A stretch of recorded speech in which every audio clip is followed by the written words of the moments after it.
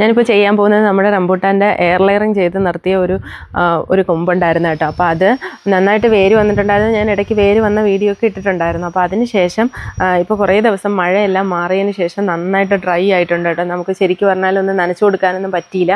കുറച്ച് ദിവസത്തേക്ക് നനച്ചു കൊടുക്കാൻ പറ്റിയിട്ടില്ലായിരുന്നു. അപ്പോൾ അത് കാരണം ഒന്ന് ഡ്രൈ ആയിട്ടിരിക്കുകയാണ്. പക്ഷേ ഞാനത് എന്തായാലും അതിൻ്റെ ഈ ഇലകളെല്ലാം കരിഞ്ഞു പോയിട്ടുണ്ട്. അപ്പോൾ എന്തായാലും ആ ഒരു കൊമ്പ് വെട്ടിയിട്ട് ഞാനിത് ചട്ടിക്കുള്ളിലേക്ക് വെച്ച് പിടിപ്പിക്കാൻ പോവുകയാണ്.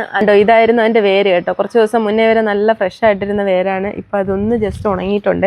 ഞാൻ എന്തായാലും അത് കട്ട് ചെയ്യാൻ പോവാണ്. ഇത് ഇങ്ങനെ ഒടിച്ചൊക്കെയാണ് എടുത്തത് കേട്ടോ. അത് കട്ട് ചെയ്തെടുക്കാൻ പാടായിരുന്നു. വേരിൻ്റെ ഉള്ളിൽ എന്തായാലും പച്ചപ്പുണ്ട് കേട്ടോ. അതെ ഇതുപോലെ ഇങ്ങനെ വേരിൽ നല്ല പച്ചപ്പുണ്ട് കേട്ടോ. അപ്പോൾ ഈ പച്ചപ്പ് നട്ടാലുണ്ടാവുമോ എന്നാണ് തോന്നുന്നത്. ഞാൻ എന്തായാലും ഒരു ചെടിച്ചട്ടിയാണ് എടുത്തിരിക്കുന്നത്. അതിൻ്റെ ഉള്ളിലേക്ക് വെച്ച് പിടിപ്പിക്കാം. ഇങ്ങനെ ചെടിച്ചട്ടിക്ക് ഉള്ളിലേക്ക് ഇറക്കി വെച്ചിട്ടുണ്ട്. ഇനി മണ്ണിട്ട് കൊടുക്കാം. മണ്ണ് ആ വേരിൻ്റെ ഭാഗം വരെ ഇട്ട് നിറയ്ക്കാൻ പോവുകയാണേ.